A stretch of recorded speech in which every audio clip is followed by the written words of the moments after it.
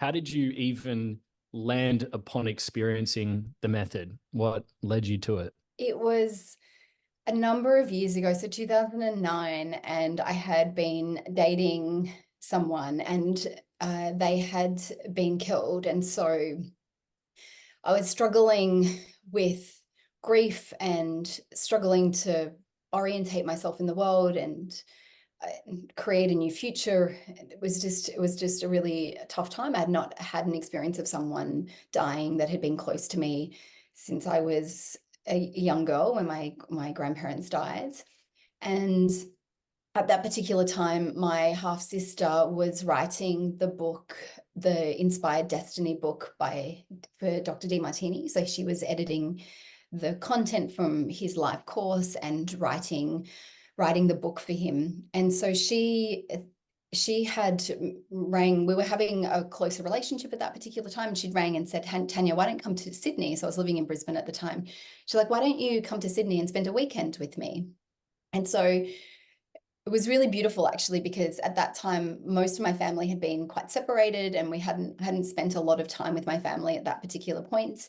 And his death really brought us together close as a family. And so I thought, okay, well, I'll take this opportunity to go and see my younger sister and spend some time with her in Sydney. So I flew down, and coming from Brisbane, laid back, wearing your pluggers, their shoes or thongs, or whatever you want to, and then coming into Sydney, I just felt this very different vibe when I came here. And there was a beautiful connection that I had when I first came to Sydney for the first time. And that weekend I met some of her friends. We socialized a bit. And on the very last day, before I was due to fly home early the next morning, her flatmate came home. And Nancy's this American older lady who just full of vibrancy. And she comes in, she's like, Tanya, tell me about you. And I'm grieving. So I'm not like bouncing or high energy. I'm struggling. And she said, so I told her the story, and then she says, Tanya, you have to come to the breakthrough experience. And I'm like, what? And she's like, you have to, it doesn't matter, just come. And so she said it with so much certainty that 2 weeks later, they had the breakthrough experience.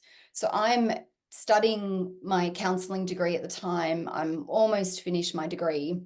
I'm like scraping together some money to come down to attend the breakthrough experience for the first time. So I turn up, I fly on the Saturday in the morning, and my flight's delayed. So I had briefly seen Dr. Demartini once on a YouTube and thought, who's this guy? And I just turned it off. I didn't even listen to the whole YouTube. I just turned it off and wasn't even interested. So I had no idea what I was about to get into. So I turn up at this event late. This happens to be the U shape that's usual. I'm like off, I find a seat off to the side as I come in, and I'm like maybe 40 minutes or an hour late. And so he's mid-flight in the midst of his presentation. And then as I sit down, he says, turn to the person next to you and say, I'm a vibrator. And I'm like, oh, this is a bit much. Okay. I don't know what I've come into. This is not what I was expecting. So welcome to the breakthrough experience. And then, so I do the method, and I have an okay experience. On the Sunday, I had been prepped that there's going to be an experience where someone's going to be asked who's grieving, and you can put your hand up. So I was aware that at some stage that would happen, but I had no idea. What the process was. I just had an idea that I would have to raise my hand. I didn't know it was a voting, so I raised my hand when he asks the question on the Sunday. There's 210 people in the room, and they go to vote after someone says, I've lost my baby. I share my story. Someone else lost their house and their business and their relationship. And so when I'm sharing, because it was it was almost 3 months since he had died, that I'm struggling to even get my words out when I'm sharing. And so the room votes, and I get to have this experience to go up on stage with Dr. Demartini. So I'm sitting there and he asks, what is it that I miss most about my boyfriend? And we make a list, and we just chip away at that list. We just chip away one after the other, after the other, after the other, after the other. Then he says, choose someone in the room that resembles the individual that you've been working on. So I sit there with the individual and the participant of the breakthrough, and we sit there and we have this conversation, the same colored eyes as my boyfriend. And we have this like really beautiful, like heartfelt moments in which I felt like I was so grateful for his life and also grateful for his death. And I could see how this dynamic was like freeing for him and freeing for me. And I thought, well, if I can feel this after an hour and 20 minutes, because I was studying crisis counselling at the time and told it would be a 2 to 5 year recovery for me to be able to feel like I'd get my life back again. And I spent an hour and 20 minutes with him. I was like, I know what I want to dedicate my life to. This is it. Wow. I got shivers hearing that. Mm, Whereas this is it. Like, it it's kind of resonates with how I got into it as well, Tanya, because I saw the grief process, and I had the paradigm of it's going to take this person years to get over it, and then seeing them get over it in 2 hours or whatever it is. When I saw that, that's when I decided I want to be a facilitator at the same time, that moment. So then I'm thinking, why does he take out the side C on a Sunday now? Because he no longer live on a Sunday.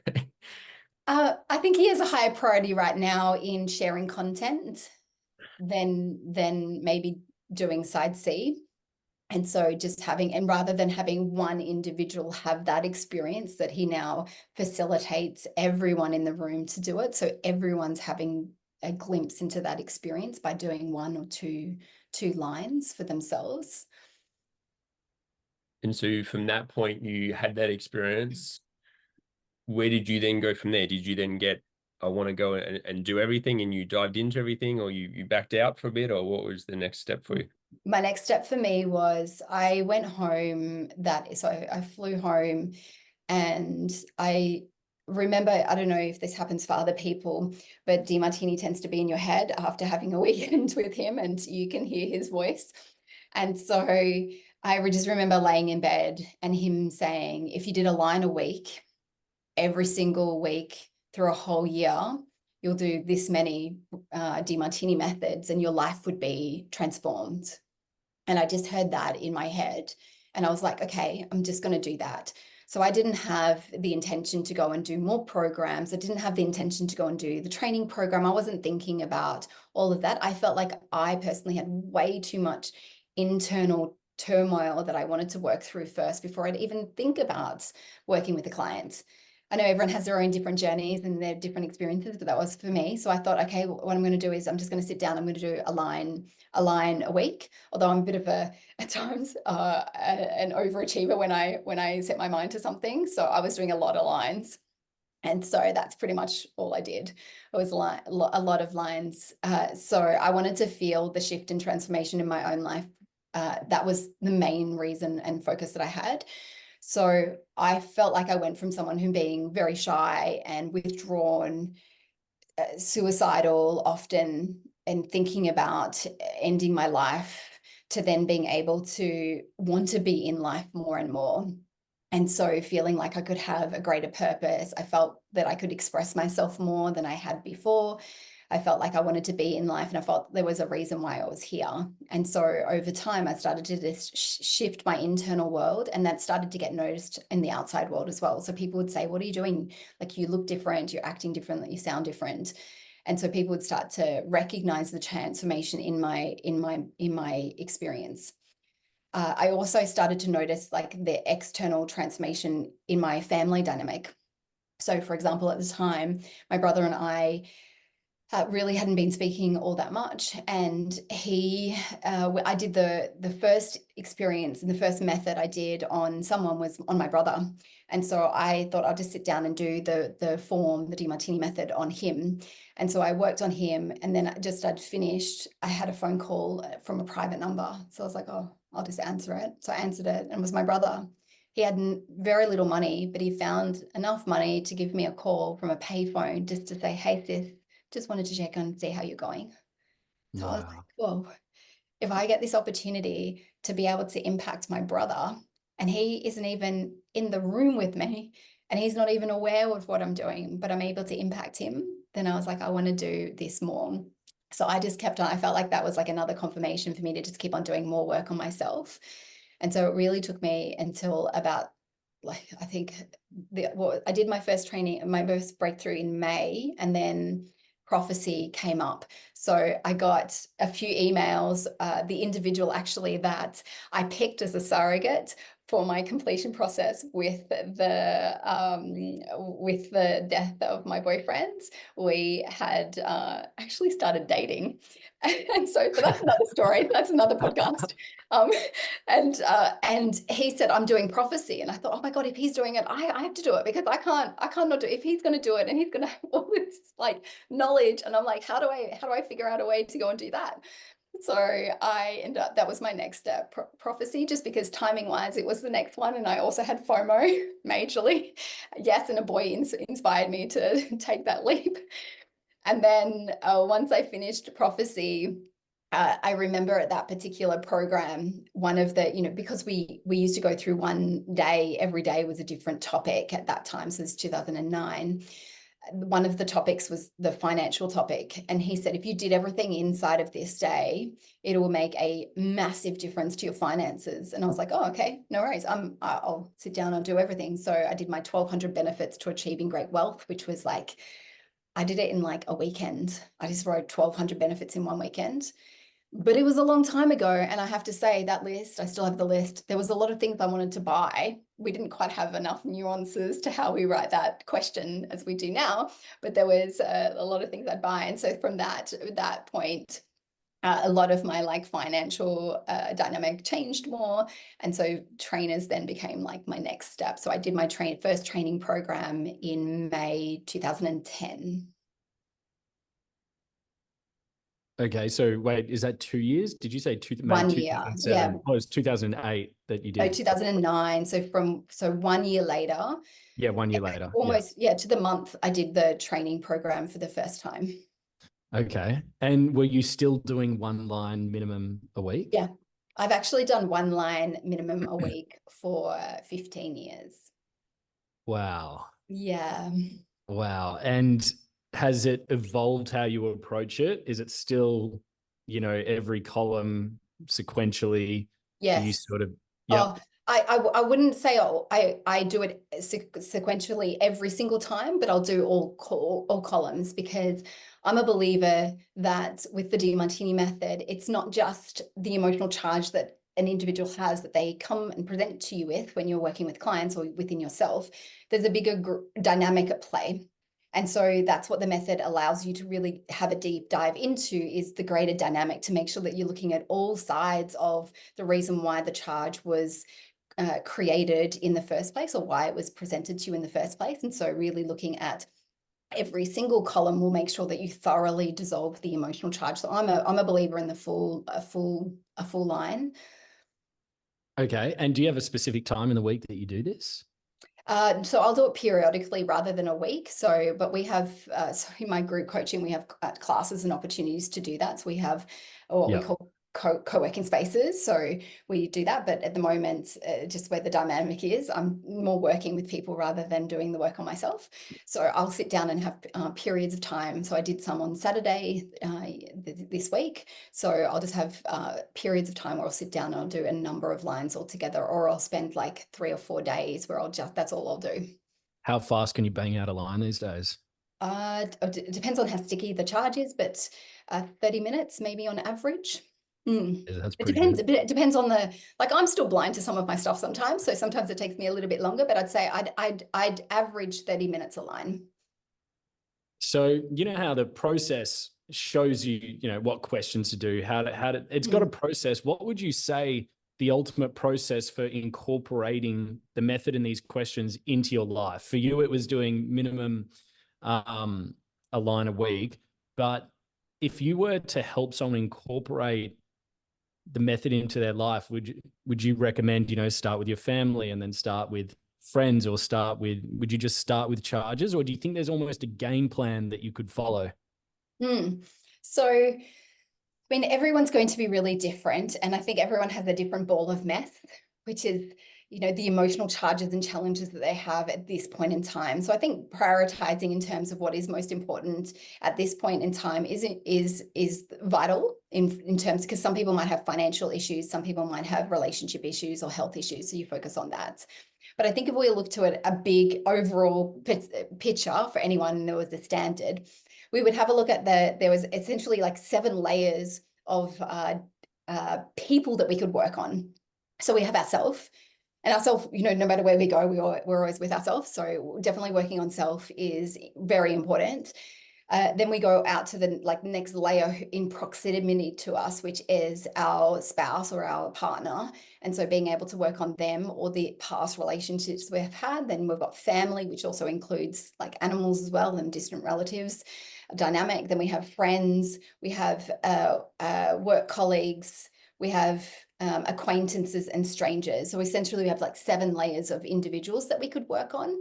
That's if we're going to come at the application of the Demartini method from an individual perspective. And so you could start there and work on individuals who's given you, and you have the greatest aversion or attraction to, and working on those particular ones.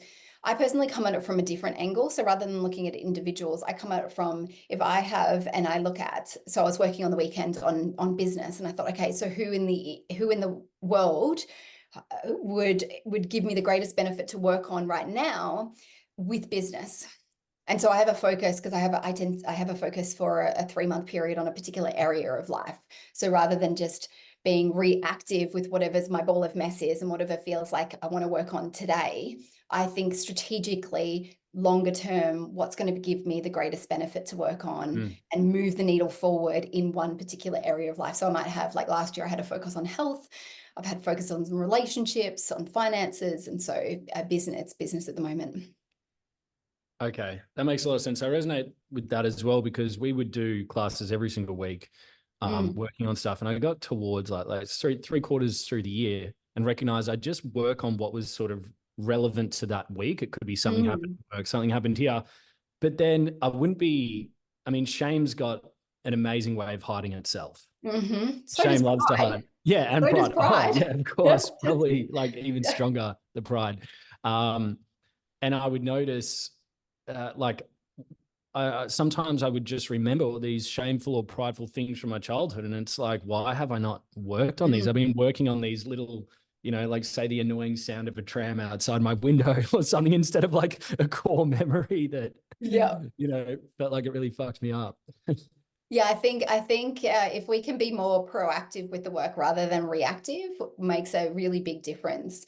So if we're able to really look at the core issue of what the problem underneath the problem, what's really being driven by the current charge, I think then essentially, especially because human behavior is repeated, and that if we can find the deeper issue, or the first time it ever happened with the biggest dynamic it's ever happened with us, and whatever charge it is, then we'll be able to heal it at that layer, and then it'll have the ripple effect into today as well. Is there a certain approach that you find helps with identifying the problem behind the problem? I call it a ball of mess.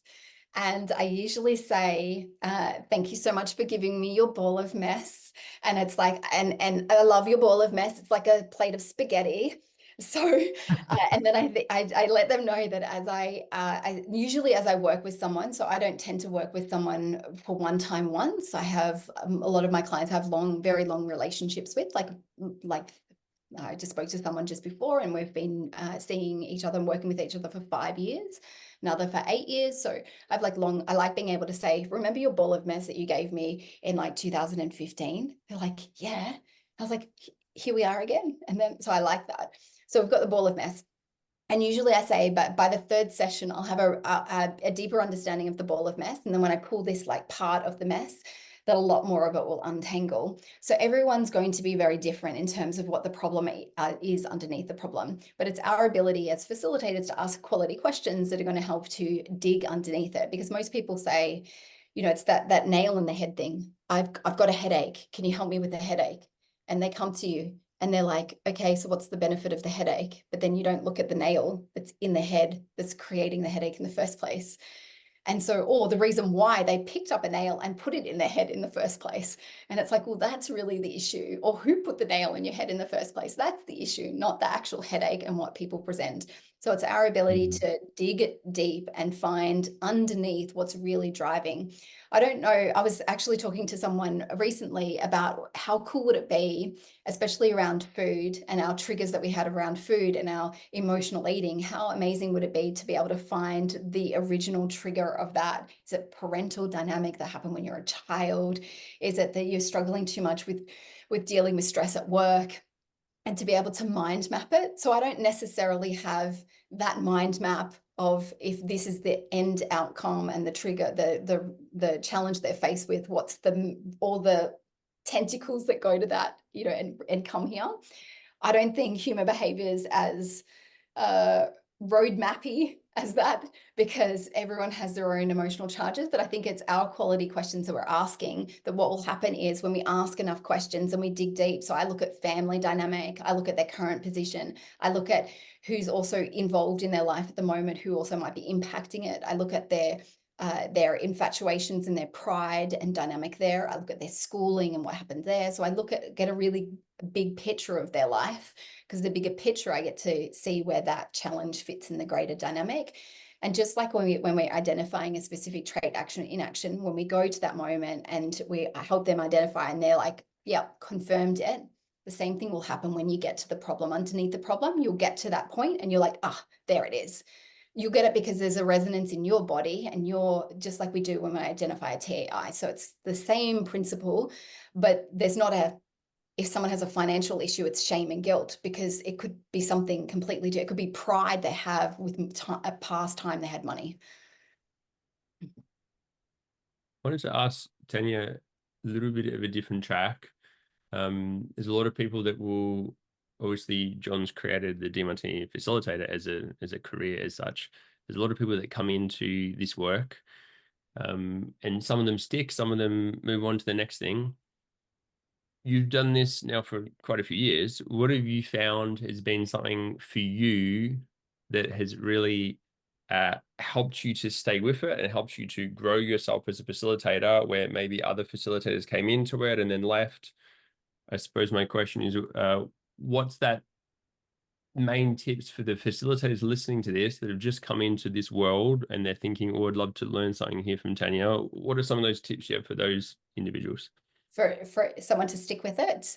So a couple of things. So the first thing is, when I've seen facilitators come through and some have stayed with it and some haven't, it's value driven. So if you have a value of serving and have a love to serve, then you'll stick at it and try to figure out different ways. I think where people struggle is they forget that a lot of people have this like massive heart to want to go and make a difference in the world and help people, but they forget a facilitation like practice is a business. And there's a lot of business aspects, business hats you're going to have to put on in order to be able to grow and build and grow a business. And so you have to be able to be willing to do those things to be able to grow a business, especially newbies, because they tend to be the chief marketing officer, the chief, operations officer, the chief financial officer. They're also delivering, they're also learning their skills at the same time. So there's a lot of things that they're having to grow and learn in order to be able to build and grow a business. And so they have to have a value not only on facilitating, but also on some aspects within business, whether they can adapt the value. They don't have one, it's not naturally inside of them. You can link serving to, or growing a business to serving. And so then you can create that value inside of you, but you definitely have to have, that's why some people who come in to coaching and they have a marketing background, or they have a finance background, or they have a sales background, they tend to be able to grow their business because they've already got some skill level that they can accompany in with facilitation, and then they're able to grow. But someone who's fresh and new and just is growing their skills and they've also got to grow business, most of the time go, oh, it's too hard, I don't want to do that. So it's what do they have to do to really And I love business. The reason why I personally love business is because and also why I love working with the business owners that I work with, like service business owners. I love the complexity of business. Like, you get to manage more complexity as business grows. So instead of just having one client and having to manage the complexity of one client, you now have 10 clients that you're having to manage the complexity of that. And then you want to bring in more clients, and then you've got to manage that complexity. And so as we learn to grow and evolve, we have to learn to manage more complex systems. And business is an opportunity to be able to do that, and a pathway to be able to do that. So I'd say definitely having a love for business would be important. And depending on whatever aspect of business it is, like, I think if it is marketing, if it's sales, you can also hire other people who can also do that other aspect that you don't so much love. And then also just having a vision. Like, what's the, like, why do you want to do this? And what's the end? Like, if there was an end outcome for it, like, what does it look like? Do you want to have 10 paying clients? Do you want to serve 1 million people? Do you want to speak to 1 million people? Like, what is it specifically that you want as an end in mind?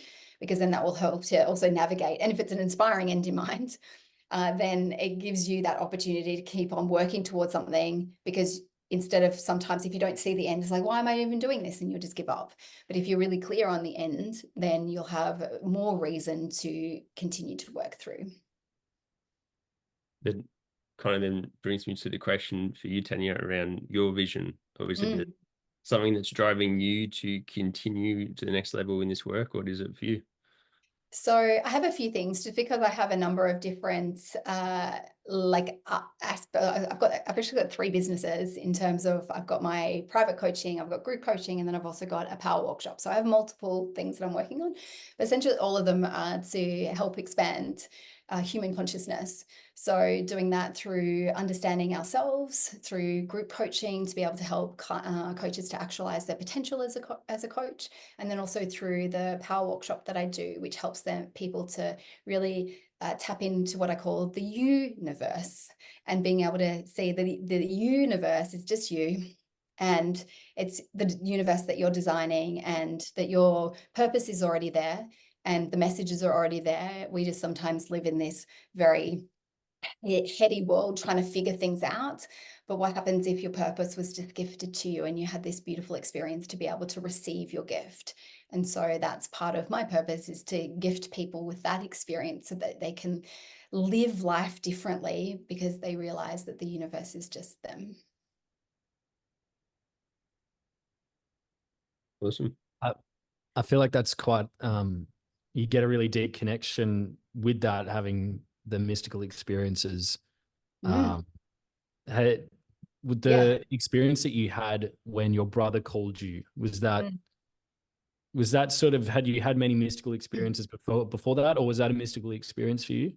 That was the first experience that I had, that I realized that I had an ability to impact someone else, or impact humanity, by me on my own, picking up a pen and doing my own introspection and my own work, to be able to realize that I could impact someone else in a different state, in a different, not even having awareness of it. So it was definitely my first experience. It was also amplified, because my parents, I would ring my parents every now and then. I ring my parents a couple of weeks later, and they said, "Oh, your brother came round." I said, "Oh, okay, great." I said, but he was really different. So at that particular time, he had been quite lots of facial hair, hair was kind of growing, clothes kind of a bit, not washed, and not really taking care of himself. And so what happened is, on the phone to my parents, they're like, "Oh, your brother came round, and you should have seen him. Completely shaven, hair pulled back. He'd gone and bought some new clothes. So he'd walked in with a collared shirt." And I was like, what? How is it possible that it's not only like changed him to pick up a phone call, but it's actually changed his actions, that he's gone out and he's wanting to present himself differently, and he's wanting to feel different, and he's wanting to, be in the world more, and also go and see my parents. I was like, well, it's not only like making a small difference, but it can make a massive difference to someone's life. And I was like, well, if it makes a difference to him from the work that I'm doing, no matter who I work on, it's making a difference to people in the world. One of my great friend's Mike Pham, who will be listening to this. He has done the method. Sometimes he'll do the method as the other person. And it was sort of just freestyling as a different approach. So I think it was his stepmom. So he did, or could have been his mum, but did the method on themselves as if he was them, and then noticed a shift in him and a shift in them as well. Do you have any sort of freestyling or Tanya kind of like edits or add-ins to the method? I feel like my brain is still trying to catch up with what you just said. Like, just wow. I haven't done it, but I'm now, I think I'm even curious to go and try it. What would happen? I have, in terms of, so more so in business opportunities. So I thought, well, if I want an opportunity to start working in particular companies, I thought, what happens if I started to work with the owner of the company?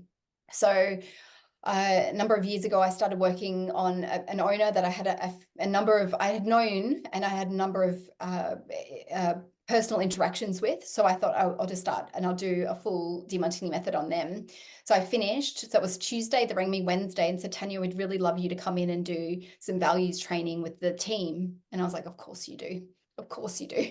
So I was like, being able to vibe differently, and then that individual to be able to come and connect when they had never rang me ever before. And so it's beautiful to be able to see the transformation happen, but also the connection that can happen because of the work that you do. So I've had those experiences. But I've had those experiences. And then if that was sort of in business and you're doing it for more business or whatever reason, like just to sort of kind of say it's like this business hack, does that happen with relationships? If you've been single and you've worked on it in a particular way and you noticed a change?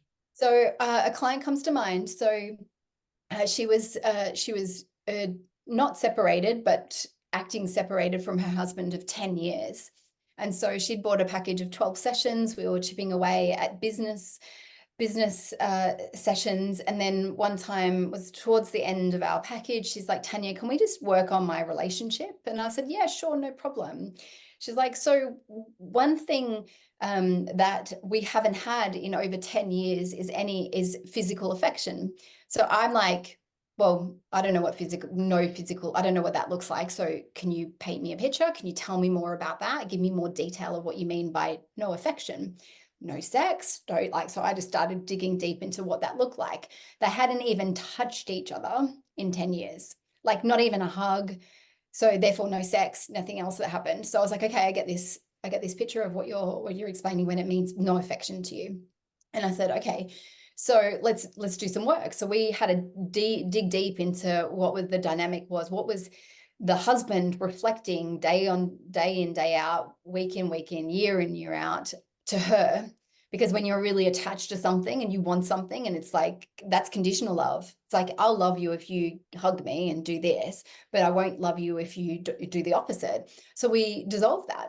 And so she felt different in her body and in her mind. And so the next week, okay, let's focus. And she's like, no, Tanya, I have to tell you. I was like, what are you going to tell me? She's like, you know the session last week? And I was like, yeah. She goes, oh, you never guess what happened. So I was sitting down. He was sitting down watching television, My Kitchen Rules, which is a cooking show competition thing. She said she was walking towards to go into the office. And as she's walking, he said, hey, don't go. Come sit with me. So she sat down on the couch with him. He put his arm around her and they snuggled together watching My Kitchen Rules. And she was just like, okay. And I thought, if this boy can make someone touch their partner after 10 years of not having not even a pinky finger touching each other, and they can build that connection back again, well, that's powerful. Wow. Yeah. What do you see, Tanya? I know you've done a lot of study and a lot of research around it, and you've got a lot of massive bookshelves of different interesting books. Yes. What do you see in this dynamic? Because I'm always interested in, okay, something shifted there. There's a different energy. and the Mm. guy's just sitting on the couch and he's not consciously thinking, I'm going to go and ask my partner to put my arm around her. It's just a shift in the energy.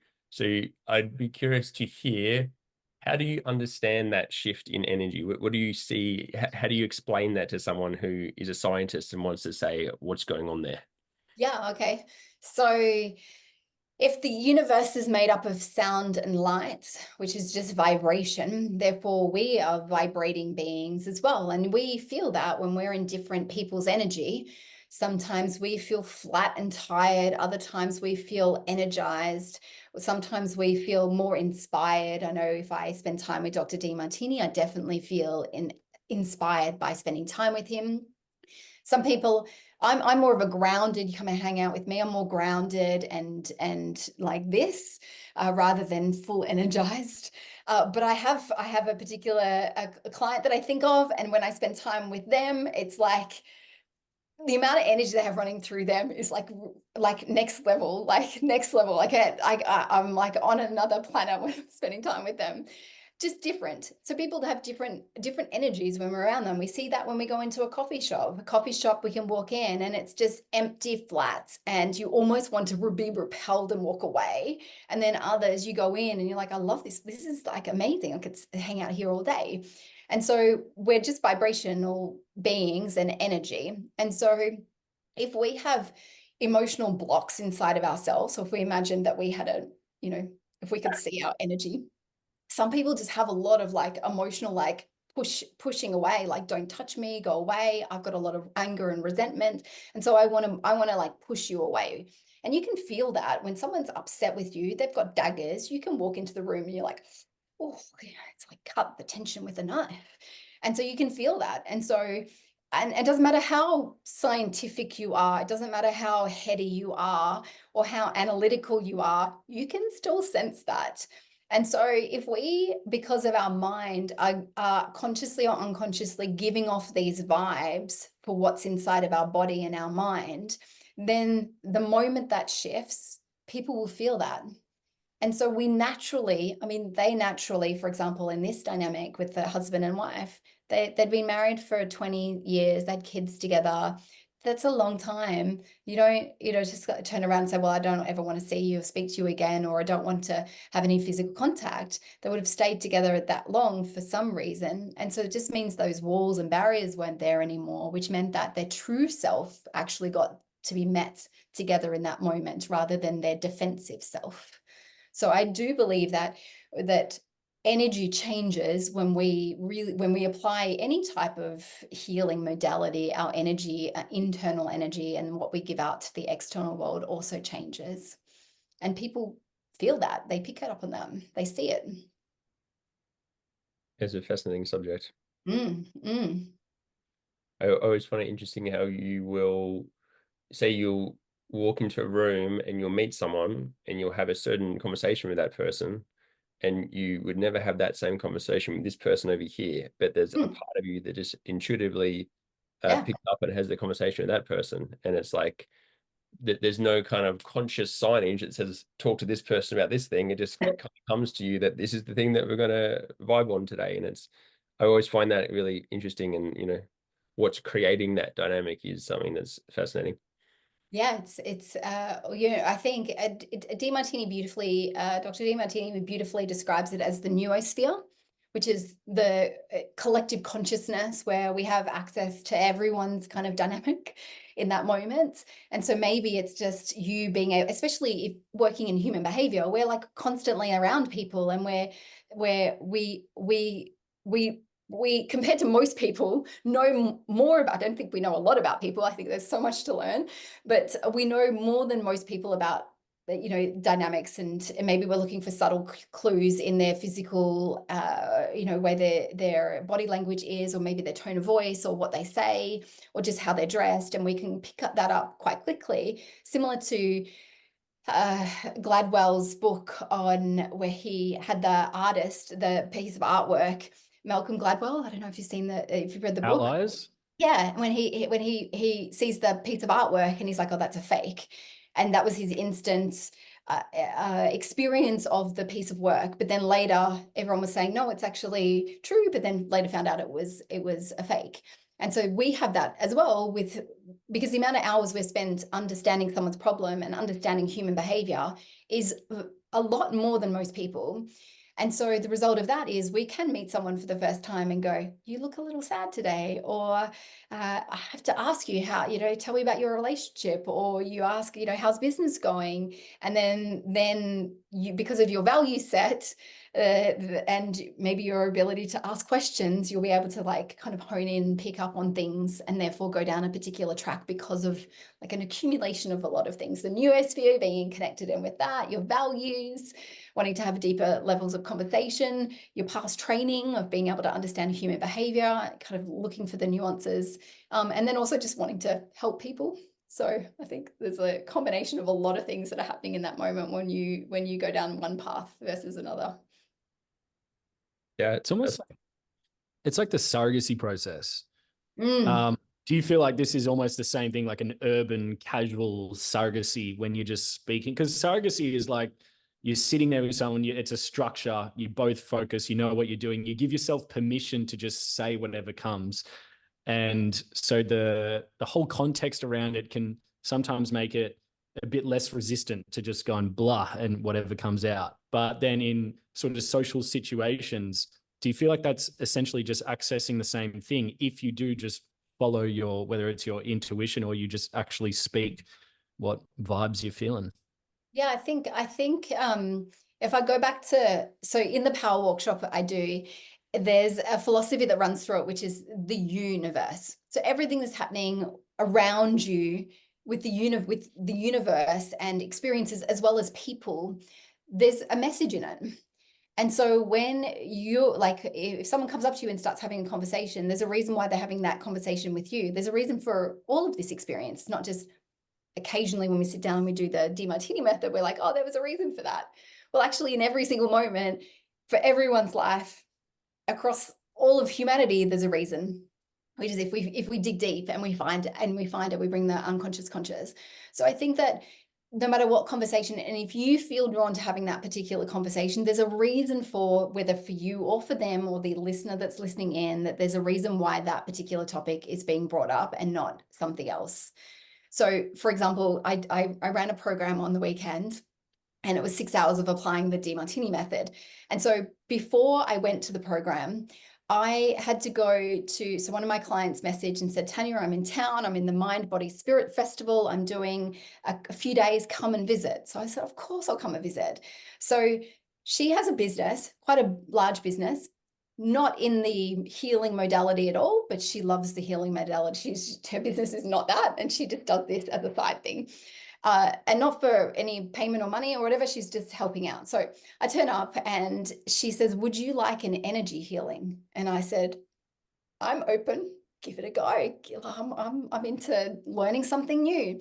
So I lay down on this table and this master of this particular methodology does their healing with me. And I was like, okay, I feel quite energized afterwards. So it's okay, this is interesting. So all about energy. Then I sit down, and so I come home and I start doing the Demartini method because I'm getting ready and prepped for about to take people through the method. So I'm prepping for myself. And as I'm doing it, I'm looking at actually the drawbacks of a particular individual, and I find the drawbacks. And one of the things I realized out of it, and I asterisked it, was like, because I got to that point, I was like, well, that's interesting. And it was around energy. It was actually, right now, I'm spending my energy doing this instead of building my energy up for the next 6 hours I'm about to do. So I thought, oh, that's interesting insight and thought. So then we get into the program, and what's the message that comes through? It's all about energy. It's about energy that people have when they turn up into an event, they turn up into a client session, they work and do their own healing, and the energy that changes, the energy they give into their business. And that was the topic that kind of flowed through. So it's like, well, actually, the moments I had at the Mind, Body, Spirit, the moment I had applying the Demartini method were actually messages that were going to help me with that particular information that I needed to give those particular people. And so it's all that's just like one moment, but that happens every single time. That's why we go and do lots of research on lots of different topics. Like, and so then understanding how that information we read, let's say we learn about depression, you learn deeper about what's actually happening in depression. As you do that, from that, you go and have a session and you're like, oh my gosh, I'm just noticing you're depressed. And so you've taken that bit of information and then you put it into the client session, because now it's like there's a reason why you were attracted to that content, because you needed it for this particular client to share it to make a difference in their life. So I think it's all connected when we're able to really kind of see the interlinking connection across a bigger scale of time. There's such an interesting, I'd love to hear your take on this. So sometimes energy can have this sort of moral thing around it. Like high energy means, you're feeling happy and healthy and, active and, things are going well or whatever. And I've noticed sometimes in my life, I remember a specific example. I had this client, and it was in the morning, and I woke up and it was one of those mornings I just felt anxious. And then I was like, I didn't go to the gym this morning, so I'm already like starting behind. And then I'm starting to get a bit queasy. And then I'm sort of anxious that I'm feeling anxious. And that's not how I wanted to turn up and hold space for this client. And then I had about 15 minutes until the client and I were going to meet. And I asked myself, can I still love Dom, however he's feeling? And imagine there was like a little kid Dom in there, can I still hold space for him? And it's okay however he is, and whatever happens today is what's meant to happen. And as soon as I sort of had this interaction myself, my whole body calmed down. Now, I didn't go into a place where it's like I just walked out of the gym and, I'm about to just kick doors down. Not that it has to be that, but that was my infatuation with what I thought energy needed to be. And so holding space and being present with how I was feeling, even though that emotion, whether it was anxiety or if it's like a depressed feeling, but being present with it brings a certain presence and energy, which I feel like when people want to feel energy, they don't necessarily, that you kind of want to go away from those darker sort of emotions. Do you have similar experiences? So, yeah, I mean, we're all human. I know everyone's had those experiences and society does label, especially say kids, like no one's turning around and saying, stop being so excited, like stop smiling and stop being happy, but if you're sad and crying and upset or having a tantrum, then society can normally go, well, that's not okay. But no one's saying, please calm down the excitement and the happiness. And so I think it's definitely a society experience in terms of the energy or the happiness and sadness dynamic that we have in society. And so, but I'm a massive believer that you have to feel to heal. And so some people get into the trap of applying the Demartini method because they want to avoid their feelings and they want to avoid feeling because it's too painful, it's too uncomfortable. And so actually they apply the method as a strategy to not have to feel anything. But what happens, you get, something in your experience. It's like the feather, the slap, the Mack truck to then get you to get back into your body and to feel, because we have feelings. They're part of humanity. They're a part of our experience of life. They're not good or bad, right or wrong. We can't put morality onto our feelings. They're actually because to deny our greatness is to deny our feelings. If we deny our feelings, we deny our greatness, because we've got to feel that like pain and pressure and challenge in order to up and rise. And so we want to be able to have feelings, and that also we connect with people with our feelings. Like we see someone and we're like, oh my gosh, they're frowning, they're really sad. You can see they're sad. And you're like, oh, I feel you. Like we connect in with that. And so maybe in your moment, maybe it's you actually connecting with your client because you're about to do a session with them. And maybe it's actually you connecting in with them and tuning in with them. And that's actually what you're feeling. So it's not necessarily, maybe it's your stuff too. I don't know. But what happens if it was you connecting in and going, oh, wow, actually, because we can feel that when we connect in with someone and we see them, we're like, oh, it's so sad, because we feel that inside of our body. What happens if the same thing was happening in a client dynamic, but the client was on the other side of the world? And then you're waking up going, God, I'm so anxious today. And you're thinking it's me. What happens if it's not you? Maybe it's you connecting in with someone else. Maybe it is you. Or maybe there is stuff that you want to work on, but maybe there's another explanation for what is happening as well. So beautiful to when you said denying your feelings is denying your greatness, and really bringing such heart and purpose into feelings as well. When you first came into this particular work of the Demartini Method, did that require you then to integrate relationship with feelings and the method? Or Oh, we're going there, are we? Okay. Prior to coming into the Demartini Method, I was a hippie. So long hair still, no shoes, just a hippie, not a smoking weed hippie, just a hippie for life and love, and just, that type of hippie. And so but I also felt a lot. So I was very feely. I'm very in my feeling. And so coming into the Demartini Method and having this analytical process, I love also boxes and ticking off and achievement, like a finish line tick. So I also like that. I think that's my mum's teacher influence inside of me. And so I then more than likely, well, I definitely swung the pendulum way too far to the other side and just thought unconsciously, it definitely wasn't a conscious decision. I thought that the purpose of all the work that we do is to be balanced, and really that indirectly meant no feeling. And so I found myself on the other side of where it's not that I didn't want to feel, it's just I didn't feel. And so things would happen and it'd be like someone died, I'd be like, okay. And then I'd have like my marriage breakdown, and I was like, okay. Like there wasn't a lot of feeling. I would sometimes get more feeling from watching a movie than I would from actually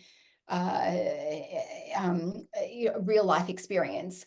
Or the thing that made me really truly wake up, I had a very short-term relationship post my breakup with my husband. And that relationship sent me into a massive tailspin. More so, I hadn't even known this person. I hadn't even known this person for very long. And that was a greater kind of unraveling of myself then, and a massive feeling in that versus the ending of my marriage. But we have to be able to, in order for us to be able to truly heal something, we have to be able to experience and feel it, like name what it is, feel it in our body, and then be able to apply the work. So I'm an advocate of doing both thinking and feeling. Like we want to have a balance between our ability to think and process out our experience, but also feel the moment and feel the experience that we go through. Because what happens if, say for example, some people have all this trauma and challenge as a child, and then they've up and risen as an adult. But then you can't up and rise again, maybe to more and more degree, if you don't also go through more challenge. So maybe sometimes it's okay to have some more kind of like self-implosions or challenges that happen, because maybe that's also going to help you to rise to a whole new level as well. So I think we have to kind of beautifully and artfully navigate our dynamic between like thinking and feeling, and having emotion, and being okay with it, and being okay to express it. And feel it and experience it, while also applying the work and having a moment of greater perception of what's happening. I think there's it's quite an interesting combination of ideas, I suppose, that comes out when you're first coming into the Demartini world and you're a new facilitator. There's different schools of thought, and there's different universal laws that you learn from Dr. Demartini. And this is something that I see quite commonly in myself, and also in people when they first come into the work. And it's the moralizing the work, and it's because when you learn something, you make something good and bad, and eventually you see both sides of it, and you learn something else. But I see this quite commonly with the idea of feeling, especially. And so people will come into the work and they'll learn that, okay, well, if I'm happy, I'm also sad at the same time, and they're both going on, but I'm conscious of one and I'm unconscious of the other. So then they've got that intellectual understanding of it. And so then they're saying, well, if I'm happy, then it means I'm not seeing the sadness. But then there's also the aspect of the making it not a bad thing, because you want to make it a good and bad. You want to see how it serves you, because it's both good and bad. So how do you put those two pieces together? The idea of here's the intellectual understanding of what's going on, and here's also the benefits and drawbacks of seeing happy and sad, but also feeling happy and sad? So I wish there was or maybe I don't really necessarily wish, but there's not a standard for every individual with every moment. And how long do we sit in our feeling, and how long do we sit in our experience of being able to appreciate? And then how much are we like actually intellectualizing the work and getting stuck in intellectualizing the work? And how much are we doing the work sometimes even too much? And where do we have to kind of calm down a little bit and stop for a moment and go back to feeling again? So I think it depends on where people are at and their intention behind, like in their dynamic. So if we go into feeling way too much, and we feel way too much, and we're kind of not even processing anything, not even be able to see the bigger picture dynamic, we're not even asking any questions, what's the benefit? And we're just in feeling, and we stay in feeling too much, we'll get feedback to outside people like, why aren't you doing the work? Like, get yourself together, like do something, make a difference, make a change, stop talking about the same thing and banging on about the same thing over and over again. So the universe will give you feedback, whether it be internal or external, to get you to shift and change. If we sit too much in feeling, if we're too much intellectualizing, where we're seeing this, well, I understand that there's, for when I feel happy, there's sad. If I'm doing, and I'm someone's like pushing me away, someone's getting closer, and we get stuck in our intellectualizing, we'll be able to feel it in our head, because intellectualizing is a very heady experience. It's like people feel like they forget that they've got a body, they forget that they have feeling, and it's just like, I'm all in my head. And you can feel someone who's all in their head, because even when they're giving you answers, I don't know if you see this in client sessions, especially if it's visual, they're just like it's almost like they're stuck, and all their answers are very flat. There's because when someone gives you shares a story, and it's a heart open story, you get goosebumps. When they share like their excitement, you kind of feel like that level of, there's some kind of energy dynamic exchange. But then when you work with someone who's like very in their head and intellectual, just like, oh my God, I'm like feeling nothing. But that's because they're so heady and they're so in their mind. And so what we want to be able to do is notice that. And because that can be a trap why people stay in that intellectualizing, and they don't want to really kind of shift and transform, because maybe that's their sense of self that they get from being in their mind or being intelligent. And so it kind of keeps them in that intellectualizing state. And then we go into asking the benefits, which is actually where we start doing the work. But we do want to take it deeper than just asking benefits. We want to actually feel the transformation in our body. If we haven't felt it in our body, we're not done. We're still in the intellectualizing state. We're still in here, but not actually felt the transformation and felt the shift in our body. So it's like, and then if we do too much of that, sometimes we forget to feel again. So then we have to come back to feeling again. So I don't know necessarily there's like a balancing system, but I think the universe will give you a balance in terms of where if there was like 3 buckets in which you could live in, if you spend too long in one bucket, the universe will kind of put you into another one, just to make sure that you kind of, not doing the work so much that you kind of lose like touch with reality and experience of reality and experience of life, and also having another level of transformation. And then if you stand too much in feeling, it'll also kind of knock you back in here as well. So I don't think there's necessarily a standard, but I think we can at least be aware of both sides, so that and see where we're at right now, and in which place do we want to be playing in now. I know I personally will put myself in feeling. Sometimes if I go, I know I want to do a lot of work and I want to really step in, I'm just going to feel a lot. And I'm just going to go, I'm going to sit in my feelings. I'm going to stew on it. I'm going to build it up. I'm going to deny everything. I'm going to feel it. And then I'm like, okay, now I'm ready. I'm ready, because I know to the degree in which my pressure is going to rise inside of me around that particular area of life, then I know that the release that I have as a result is also going to be the inverse as well. So I'm going to get such a transformation and such an experience on the other side when I have that emotion that I have to work with. What comes to mind when you're saying that? It's like, say you've got some dirty laundry and it's wet and muddy. Maybe the solution would be, well, the opposite of that would just be clean and dry. So you could go and just get a fire hose, obliterate it, like, in a few seconds, all the mud's gone, and then dry it out. And so it looks, dry and clean, but it still has that stench. It's still sort of then just dried out. And, that you may get the appearance that the muddiness or whatever is gone. But then if you have sort of wet, muddy clothes and, you're hating that it's wet, putting it in the washing machine with detergent then feels like, well, I'm just going to make it more wet, but that's actually the process of cleaning. And it's kind of like when you're feeling, away and you just want it gone. Sometimes I don't want to just go into the feelings because maybe it'll just make it worse. Or I just want to avoid feeling it. But that's where I feel like you got to kind of accept it. And almost in a weird way, like it gets a little bit worse before it gets better in terms of going deep and actually truly surrendering to that feeling and totally just allowing it to fill your body and process like the washing machine. But if you stay in the washing machine for too long, obviously it, fucks your clothes up a bit. So there's sort of a bit of a balance. Yeah, you got to get out of the washing machine at some stage and put yourself into a dryer. You got to go in it, but also get out of it at some stage. Yeah. There's definitely and whatever if whatever we deny or push away will keep on repeating itself. Therefore, and whatever lesson we are missing will keep on showing up again and again and again, just in different forms. What happens if we just leaned into that lesson, and that lesson's going to have feelings in it?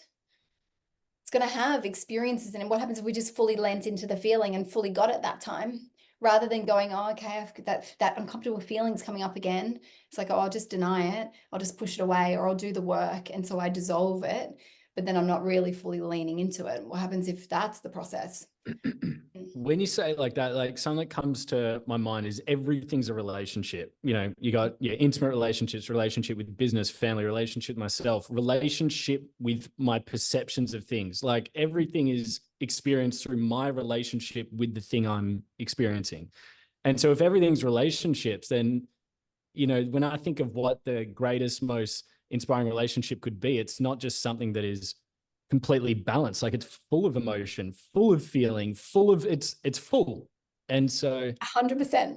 Can you imagine? So I've got Bonnie, she's 5.5 now. And when I first had a child, I was still in that, balanced world. I don't have massive highs, not massive lows, and I'm there. And I've got this baby in front of me, and who's just lights up with the world. He sees a bit of like dancing lights on the floor and is just like, whoa, what's this wonder? And just, and then as she's kind of grown up, she sees like, a puddle, and she's like, I'm so excited. She wants to jump into a puddle. And I'm like, okay, no shoes, whatever, let's go for it. Kids have these like experiences of emotions, which is like really high and low. So if I stayed balanced, and she was excited about something, and I didn't meet her after her excitement, and I just said, she's sad. I'll go, okay. And I'm like in this balanced state while she's having those experiences. How would I ever really truly connect with her? And she felt like I was connecting with her if I can't do that. If I have someone dies and then they say, Tanya, I'm feeling really sad. So I'm like, okay, I can see you're really sad right now. And I connect in with them and I don't match them. Then we disconnect from our sense of humanity, and we don't really kind of understand what people are going through, and we kind of feel like distant from people and kind of not a part of humanity anymore. And so what happens if we were just to connect in? It isn't to stay in that with them, it's just to connect in, have an experience. I see you, I see where you're at right now, and then from there we can take them to that balanced state. But what happens if we had the ability to be able to do that and just meet people where they're at, and then take them to where we know that it's possible for them, rather than being in the place where we know it's possible, but then they're like, you don't even understand me. Like, you're not understanding me. You're not getting what I'm trying to put across to you. But when we match and mirror someone and we meet them where they're in their pain, we've got a better ability then to lead them out to where we know we can take them, to have that transcendental experience or that appreciation of the grand organized design. But that's because we met them where they're at. We met them in their challenge. We met them in their pain. We met them in their difficulty. Yeah, I feel like it would be difficult to meet someone where they're at if I had balance on a pedestal, because then I'm making the emotion of where they're at sort of a bad thing. And why would I want to then? Yeah. I guess But, like a, but being balanced isn't the end goal, or yes, isn't it isn't better that way and worse having emotion. It's just different aspects of a human experience. it brings in something that only came to me sort of, in the past year, where is the method for me and my relationship to it, is it a tool for me to use, or is it like this life for me to live? Am I trying to live in, almost become like an embodiment of the tool or whatever I make that to mean? Or am I living my life and using this as a tool? And What's your answer? more and more, it's becoming so much more of a tool, not an idealism that I made it to be. It's like a way to inquire and explore this incredible universe and my relationship with it. But for sure, like when I was exposed to it, it becomes, like balance and poisonous, and that sort of feeling of even inspiration is on such a pedestal for me. I think that's where facilitators and coaches can get really trapped, is they then think they have to be inspired and have to be inspired to do the work. But the thing is, we have to do shit work, which is, uninspired work that's boring, that's challenging, that's difficult. That's actually where our growth path happens. But it's impossible to be inspired all the time. It's impossible to be balanced all the time. And it's actually really boring life if you are.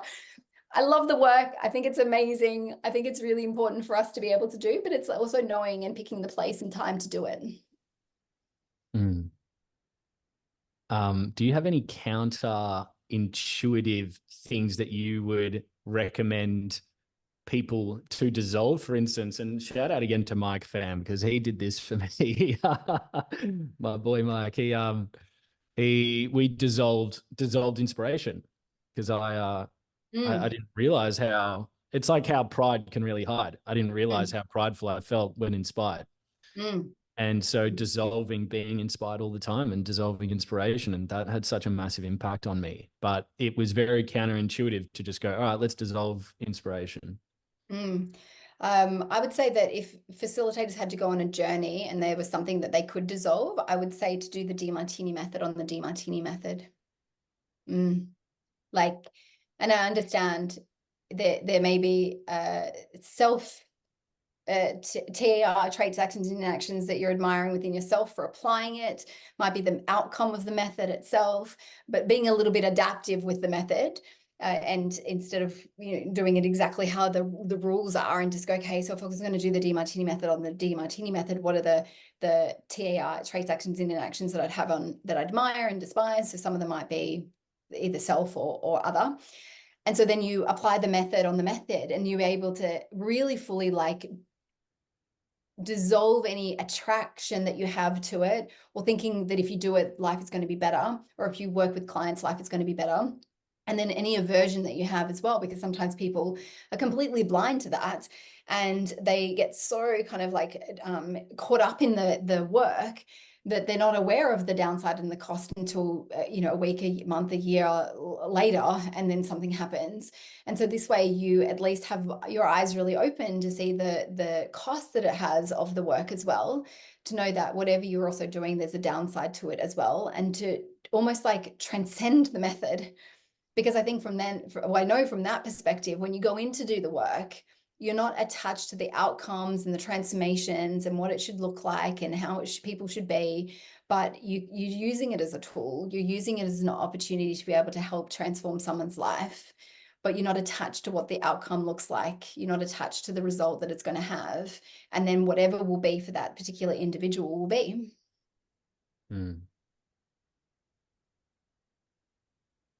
Andy, I've got another question, but I just wanted to give space in case you go on.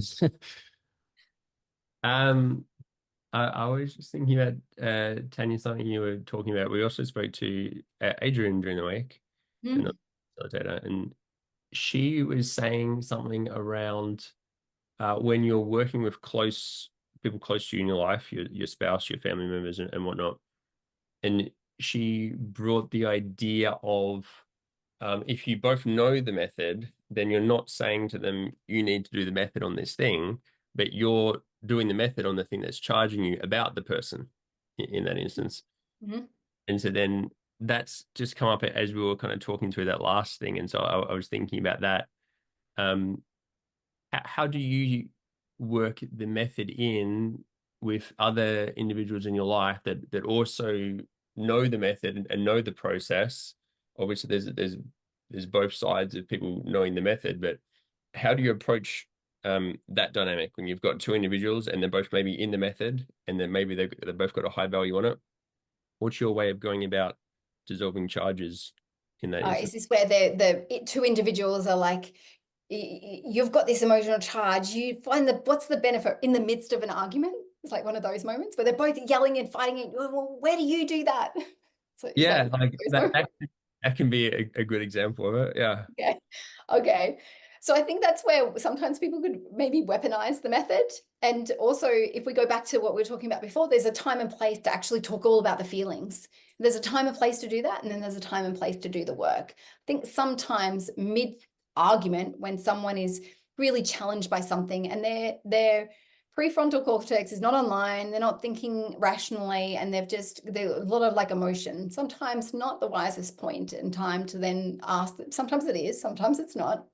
And so I think there's a time and place in, say, dynamics in relationships where you use the work and where some people can weaponize the work against each other.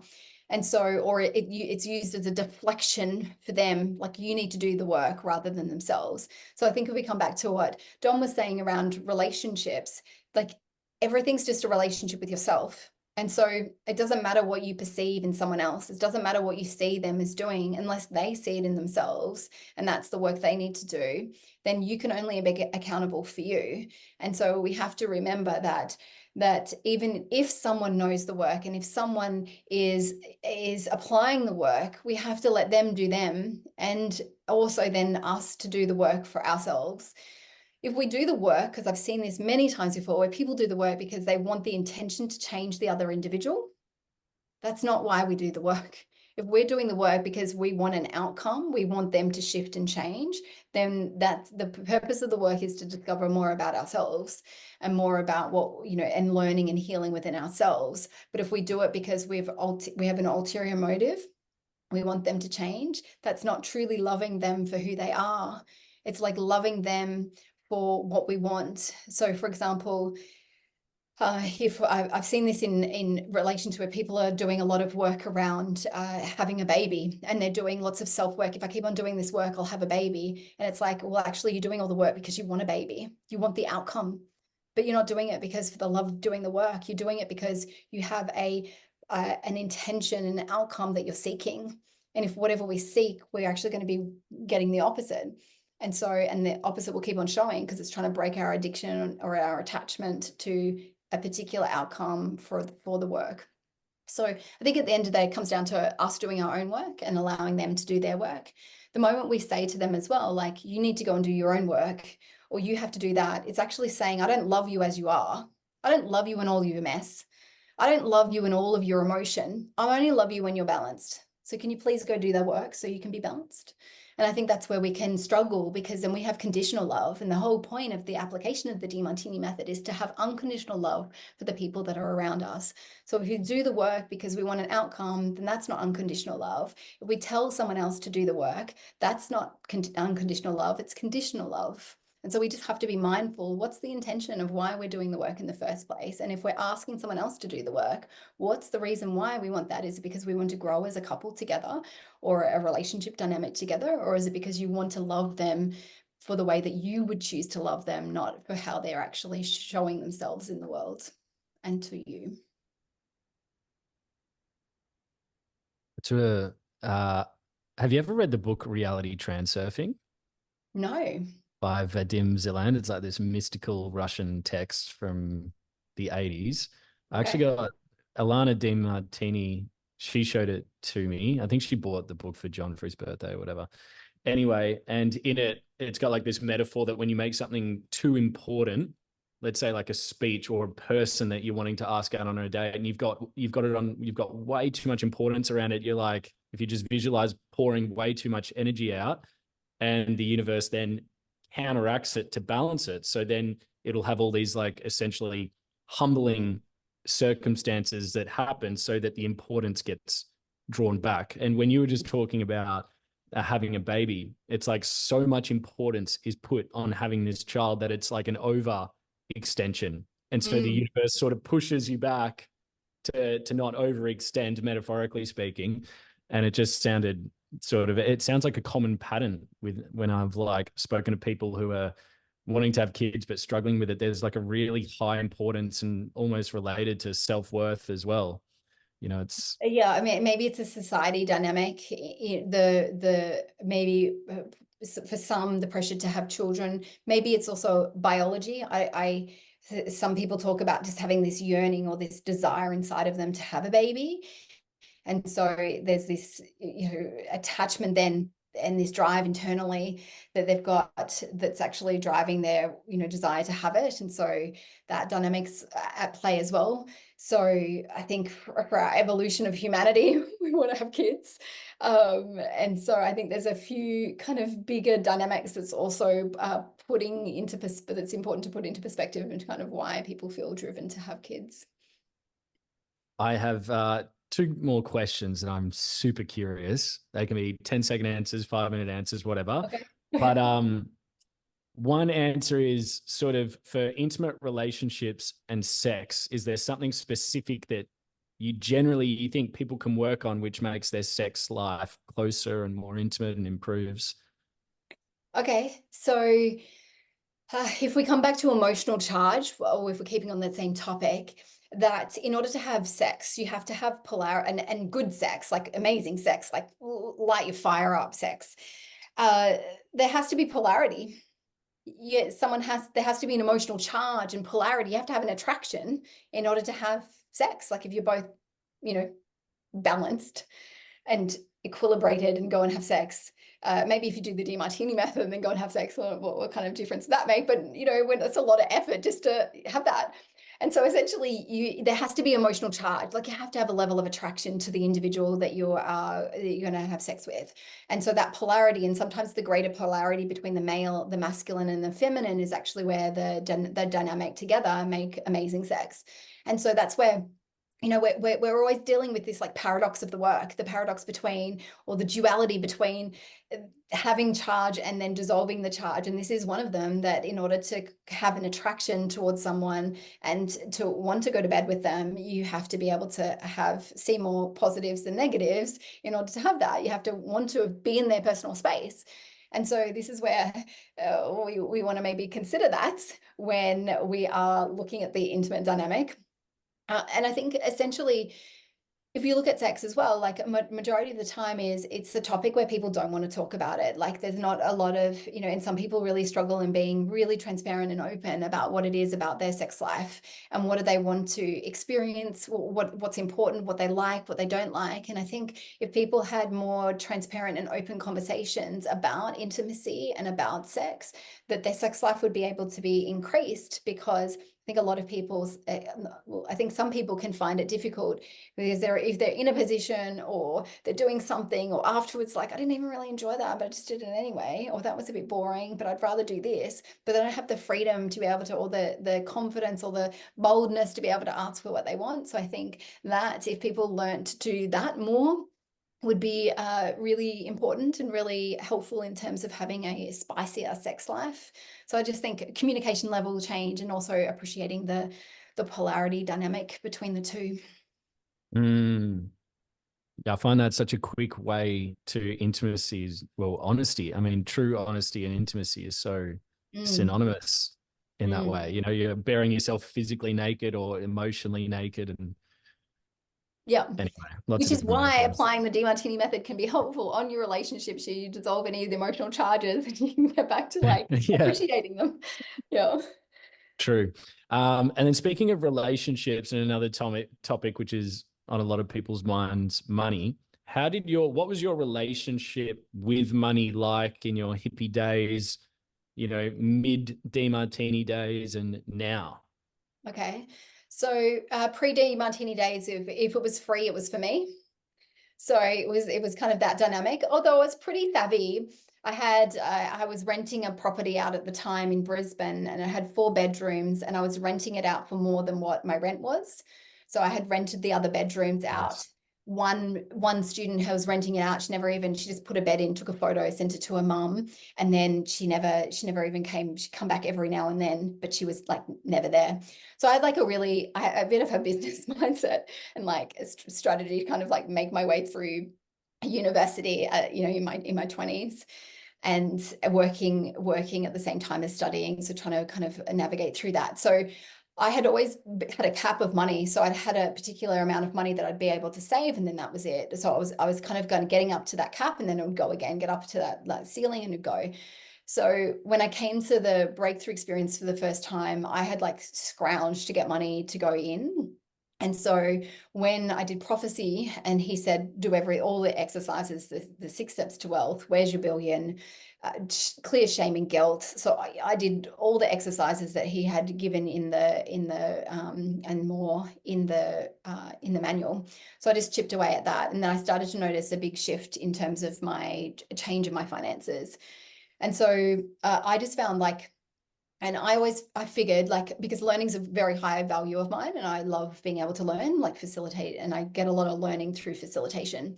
But I wanted to know, like, how was I able to get paid to travel, to learn, especially in the very beginning days of when Dr. Demartini was still traveling the world. And to be able to go and learn, you couldn't get everything online. You had to go actually travel. So I had to go and go into different, like into the US, to the UK, to South Africa, and actually have to travel. And I was like, hey, this is going to cost me a bit. And I also have to pay for the trainings, flights, accommodation.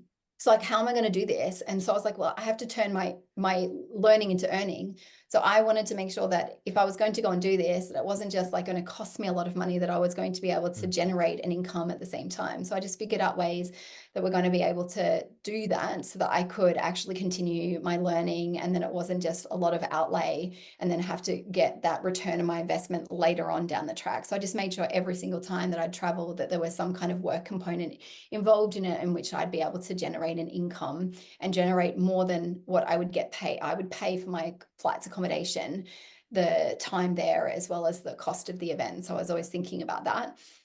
Whereas I think facilitators should think about that, whether it's an online program or not. They should think about how do they get a return on their investment.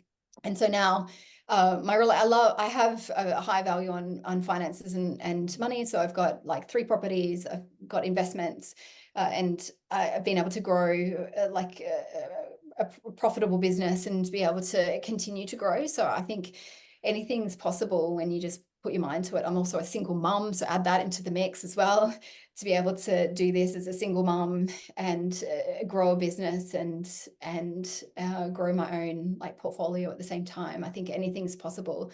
I just know that the most direct way, if I want to shift my relationship with money, is for me to apply the Demartini method. So for me, I've just noticed it so many times. I've done it enough times. Even the investment for me to fly all the way over to LA to go and do a breakthrough experience where I'm there for 2 days and then I fly back, well, 3 days and fly back again, I'll get a return on my investment to be able to do that. So my time, because a financial return on my investment to be able to do that. So I know, and it's not necessarily directly from the breakthrough experience, it's like indirectly that shifts inside of my life, because I raise in my certainty with the work, I raise and shift dynamics. Like the last one I did, oh my God, like literally, oh my God, I realized after all of these years, when I did LA Breakthrough in November last year, I didn't realize, talk about like your ball of mess, I didn't realize deep, deep, deep down in my ball of mess that I was subordinating to God.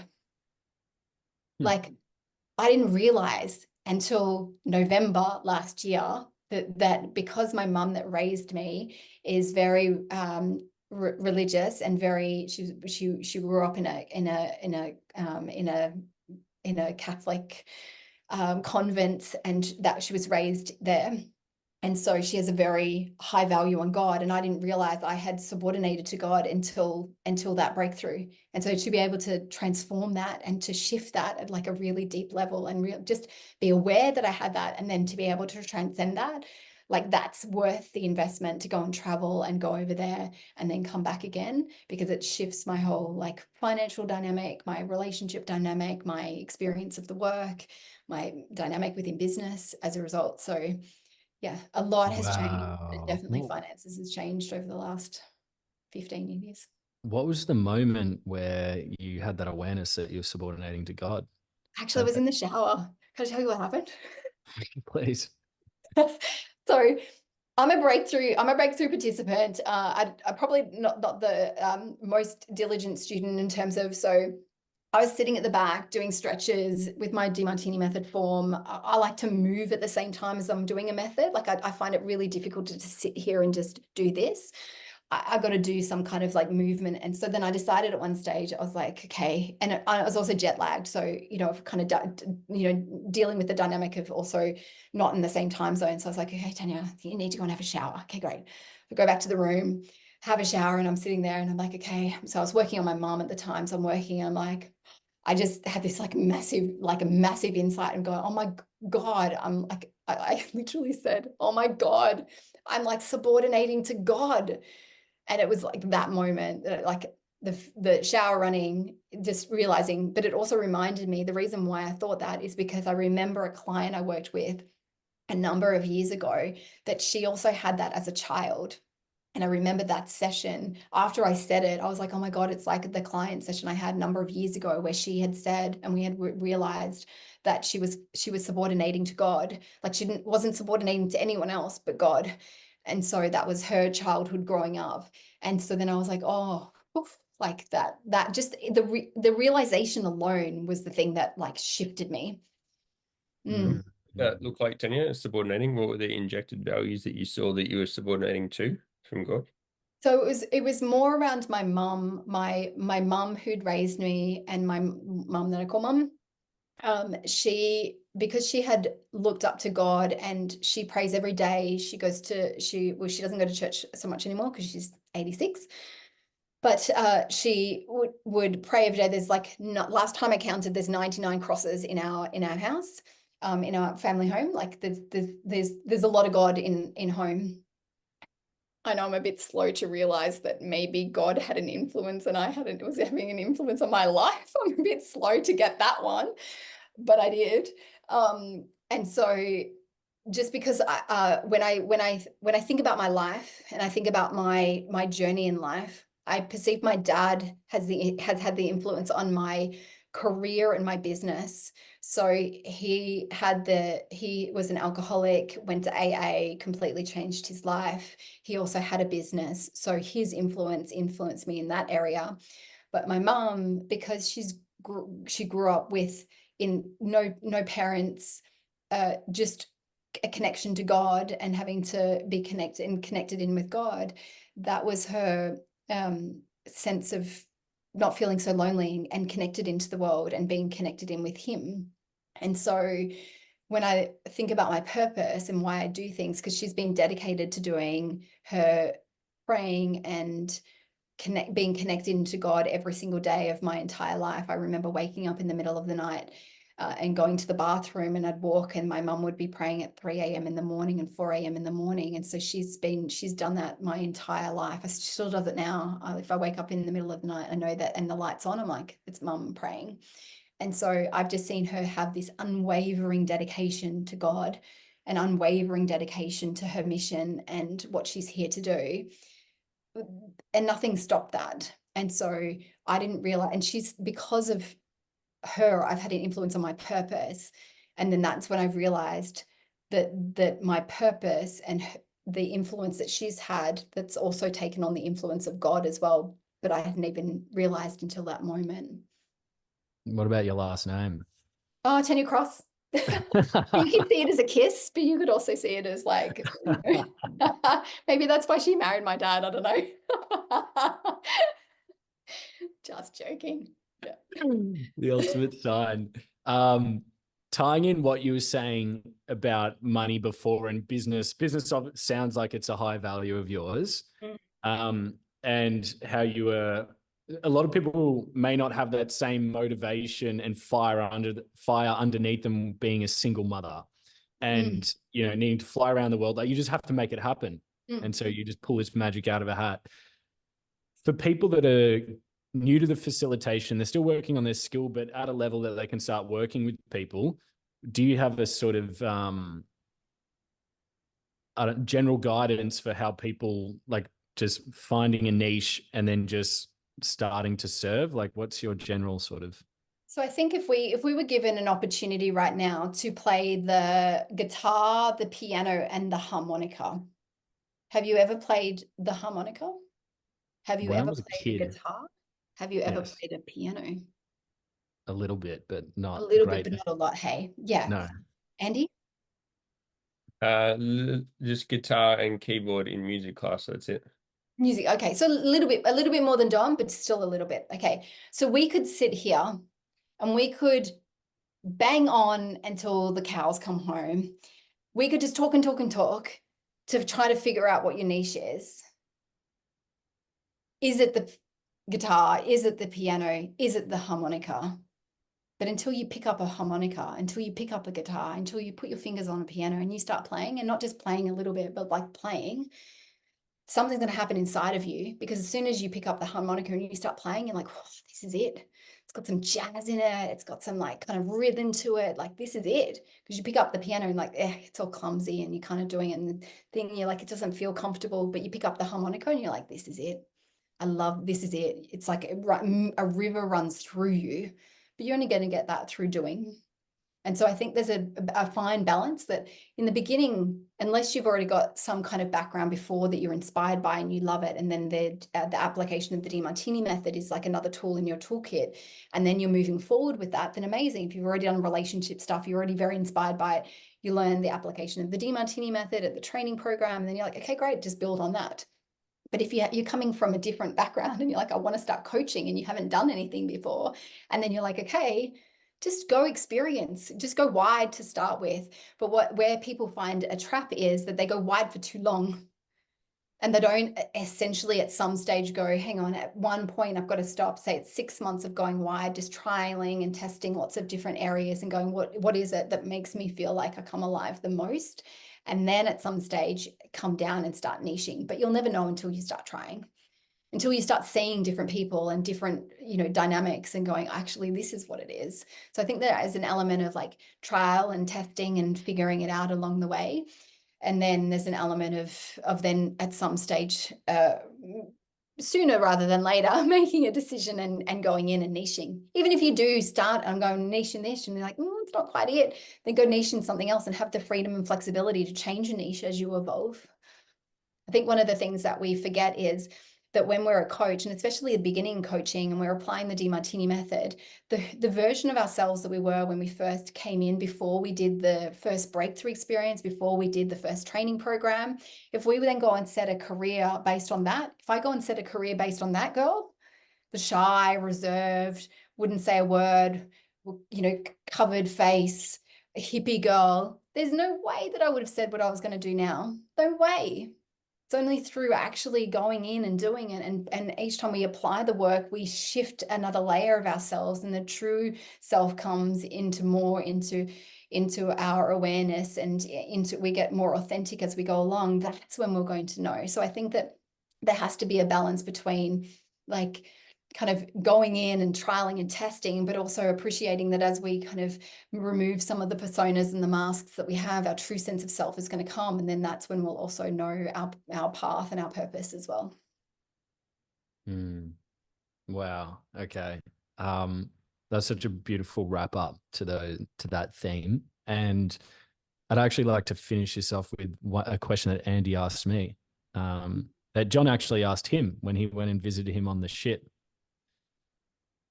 Do you remember that question, Andy? It could be a number of questions. I'm not sure. I'm sure there are a few questions that day. The question is, Tanya, if you were to die today, what would have been left undone? Wow, that's such an interesting question.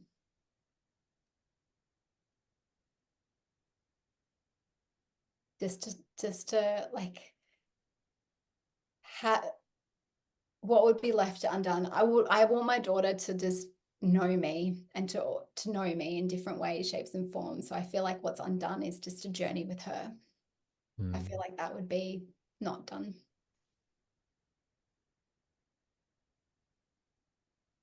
Thank you That's for sharing. Yeah, I feel like I want to know her. I want to know, like, I want to know what she's going to be like, and I want to meet her when she's older. And yeah, I feel like that is the part that would be not done.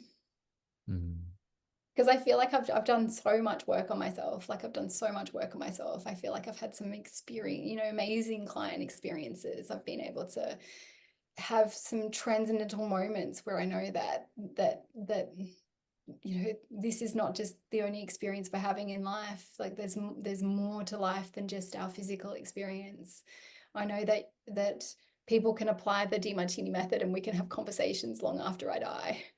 But it's just that experience with my daughter that I'd still want to have, that would be not done for me. I feel like I have a lot more mummying inside of me ahead. Where do you see Bonnie on your hierarchy of values at the moment, Tanya? She's very high, but it oscillates. And I would say my facilitation and family value swap depending. But I make sure both of those are filled every single day.